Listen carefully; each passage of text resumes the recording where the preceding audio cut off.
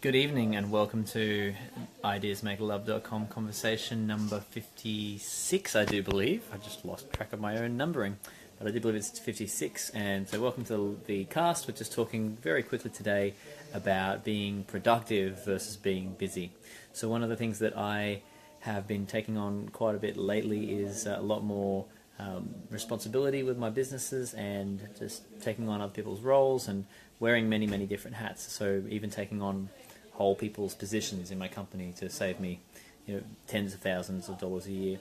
So something I've been dealing with is like how do we work on this whole idea of being productive versus being busy. I remember having whole days where I'm like, I did all these things and I was really busy, and then I actually look at what I got done and it was a hell of a lot less than what I thought. And other days where I haven't done a lot, yet I've actually accomplished a lot because I've been able to be productive versus being busy. So the very first thing I would say is to prioritize well. So if you can get clear, first off, at the start of my day, I look at exactly what it is I need to do, my number one thing, my theme for the day. I give myself a whole backdrop of what it is I'm up to and the most important task, essentially, that I have to forward in some way, shape, or form. So having that there and actually taking the time at the start of the day to plan out what is the number one thing that if I do at least that one thing, I'm going to feel like I've had a productive day. So look at that. The other thing is when things come across your desk, I use a modified Eisenhower matrix. So the very first thing when something comes across my desk, I think first off, do I actually have to do it? So productive people learn to say no. Busy people love saying yes. We get this buzz by saying yes to people. We feel obligated if someone asks us to do something to say yes, or even if we're offered something to take it up. So saying no and getting into the habit of saying no is a really great way to stop being busy and start being productive. Another thing that helps is to accomplish and complete rather than just doing and furthering things, because just something I've noticed is that I'm keeping things open and then feeling like I have all this stuff to do. So by the way, this is a conversation, so if there is anything you want to add to the conversation, please, would love to have your input. Say hello, where you're from, and just give your input on how to become more productive. A couple more points is to not have distraction. So I've limited my own Facebook use to once or twice a day now, and then just like clumping together all the activities that we have.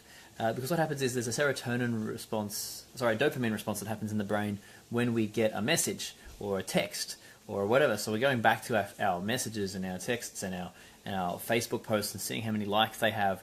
All that kind of stuff is distraction. And it takes us away from our mission in life. It takes us away from the things that are deeply fulfilling and that actually have us want to, keep going forward in life. So less distractions works. Another thing is the Pareto principle. So if you haven't heard of that, it's essentially that 20% of the work gives us 80% of the results. And the same way that 20% of the annoyances and crappy things in our life and people give us 80% of our problems. So eliminate the bottom 20% of people who are giving us 80% of our headaches and focus on the top 20% of things or priorities or money that give us 80% of the good things in our lives.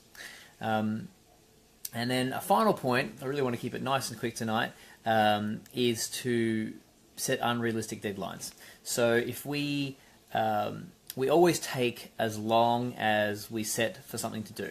So that's not to say that we don't do a good job.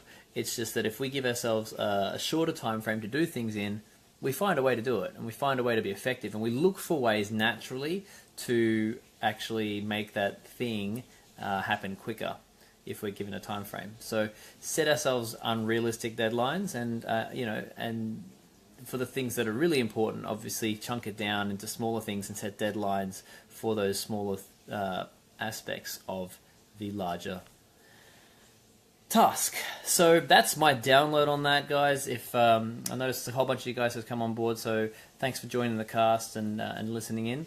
I hope you guys got something out of that, and looking forward to any of your comments and thoughts below. And please give us any requests you have or any questions you'd love me to answer on these lives. I'm open to basically ask me within reason anything. You can ask me anything, and I will probably answer most of what you ask. So thanks a lot, take care, and wishing you all the best towards your financial freedom. Take care.